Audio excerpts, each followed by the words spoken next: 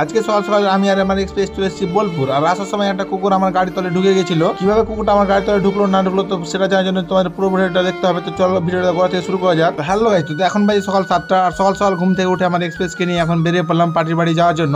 আজকে আমি যাবো আমার এক্সপ্রেসকে নিয়ে বোলপুর। কথা বলতে বলতে পৌঁছে গেলাম পুরাতন সত্রমান। পুরাতন সত্রমান থেকে বাম দিয়ে কেটে গেলাম, চলে যাচ্ছি এখন পার্টির বাড়ি। চলে আসলাম পার্টির বাড়ি। পার্টির বাড়ির সামনে এসে গাড়িটাকে ঘুরিয়ে পার্টির বাড়ির সামনে লাগিয়ে দিলাম। পার্টি রেডি হয়েছিল আর কিছু সামান ছিল, তো সামানগুলোকে তাড়াতাড়ি করে গাড়িতে উঠিয়ে এলাম। তারপরে পার্টিকে গাড়িতে উঠিয়ে নিয়ে এখান থেকে বেরিয়ে গেলাম। গ্রাম থেকে বেরিয়ে চলে আসলাম মেন রোড ধরে সোজা ফারাক্কা ব্রিজ পার করে চলে আসলাম একটা পেট্রোল পাম্পে। গাড়িটাকে পাম্পের মধ্যে লাগিয়ে তারপরে গাড়ি থেকে নেমে গেলাম। অর্ডার দিয়ে দিলাম ফুল ট্যাঙ্ক করার জন্য। ফুল ট্যাঙ্ক করা হবে এখন। আর দেখতে দেখতে ট্যাঙ্ক ফুল হয়ে তেল ওভার হয়ে পড়তে হলো, তো ফুল ট্যাঙ্ক করা হয়ে গেল। তারপরে আমি ঢাকনাটা লাগিয়ে দিলাম। তারপরে এখান থেকে বিল টিল পেমেন্ট করার পরে গাড়ি নিয়ে বেরিয়ে গেলাম। গাড়িতে ফুল ট্যাঙ্কি করতে প্রায় 5,000 টাকার মতো লাগলো। তেল ভরে বেরিয়ে রাস্তাতে ওঠার পরে 3টে কুকুর হঠাৎ করে রাস্তা পার হওয়ার জন্য গাড়ির সামনে চলে আসে। প্রথমে কুকুরগুলোকে দেখে আমি গাড়ি ব্রেক নিই, তারপর কুকুরটা ঘুরে চলে লেগেছিল, কিন্তু আমি ব্রেকটা ছাড়ার পরে আবার কুকুরটা চলে আসে। কোন রকম ভাবে ব্রেক করে গাড়িটাকে কাটিয়ে কুকুরটাকে বাঁচিয়ে দিলাম। আমরা ড্রাইভাররা জেনে শুনে একটা পোকাও মারি না কোনোদিন। তারপরে আমরা চলে আসলাম চাদুরমোড় টোল ট্যাক্স পার করে চলে আসলাম মোরগ্রাম থেকে সোজা চলে গেল বহরমপুর কলকাতা। আমরা ঢুকে গেলাম ডান দিকে। এর আগে বোলপুর আমি বেশ কয়েকবার গেছি, কিন্তু এর আগে গেছি আমি সাঁইথিয়া হয়ে, কিন্তু এবার ভাবছি কুলি হয়ে যাব। কুলি হয়ে একটা ম্যাপের নতুন রোড দেখাচ্ছে, রোডটা কিন্তু ভালোই আছে বেশ। যেহেতু আমরা সকালে না খেয়ে বেরিয়েছিলাম, তাই জন্য আমরা কুলি ঢোকার কিছুটা আগে এখানে দাঁড়িয়ে গেছিলাম। হালকা করে নাস্তা কিছু নিয়ে নিলাম গাড়িতে।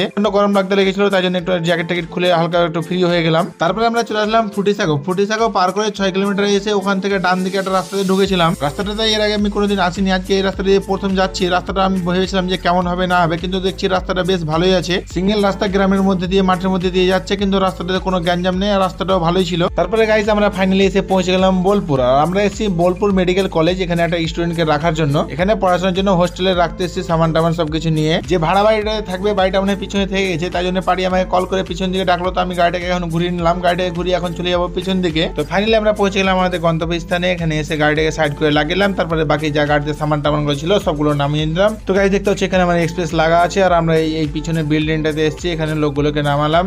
সব সামান টামান গুলো এখন উপরে দিয়ে দেবো। তারপরে আমরা এখান থেকে আবার বেরিয়ে যাবো বাড়ি। তো গাইজ এখানে সেটিং টেটিং করতে একটু লেট হবে, তাই জন্য আমরা চলে এসেছিলাম খাওয়ার খেতে। তো খাওয়া দাওয়া করে এখন চলে যাচ্ছি গাড়ির কাছে। এখানে যে স্টুডেন্টরা থাকবে তোদের কিছু বাজার টাজার করা আছে, বাজার টাজার করবে। তারপরে ওদেরকে সবকিছু বুঝিয়ে দিয়ে তারপরে আমরা এখান থেকে 2জন লোক যাবে সাথে বাড়ি। তো ওদেরকে নিয়ে এখান থেকে বাড়ি বেরিয়ে যাবো। খাওয়া দাওয়া করে গাড়ির মধ্যে এসে বসেছিলাম। আর এখন বেজে গেল প্রায় দুপুর 2টো। তো দিকে পার্টি ফোন করে বললো ওদের হয়ে গেছে, এখন চলে যাবো বাড়ি। গাড়িটাকে নিয়ে চলে আসলাম, একটু এই সাইডে ছায়া ছিল এই জন্য সিট বেল্ট লাগিয়ে। তারপরে এখন পার্টিকে উঠিয়ে নেবো, তারপরে এখান থেকে বেরিয়ে যাবো। তো ফাইনালি গাইজ এখন ভাই দুপুর 2টো আর পার্টিকে গাড়িতে উঠিলাম। তারপরে আমরা এখান থেকে বাড়ির উদ্দেশ্যে বেরিয়ে গেলাম। দেখা যাক যেতে কতক্ষণ সময় লাগে। তারপরে আমরা চলে আসলাম ফুটিসাগোতে এসে এখানে আমরা চা খাওয়ার জন্য দাঁড়ালাম। রাস্তার কোথাও দাঁড়াবো না, এখানে চাটা খেয়ে একবারে বেরিয়ে যাবো। তারপরে দেখতে হচ্ছে দিয়ে দিল গরম গরম চা খেয়ে নিলাম। তারপরে আমরা এখান থেকে গাড়ি নিয়ে বেরিয়ে গেলাম। তারপরে গাইজ দেখতে হচ্ছে চলে আসলাম মোরগ্রাম। রাস্তাটা কিন্তু খুবই ভালো ছিল, কিন্তু একটাই সমস্যা, রাস্তাটাতে স্পিড ব্রেকার অতিরিক্ত। যে কটা ব্রিজ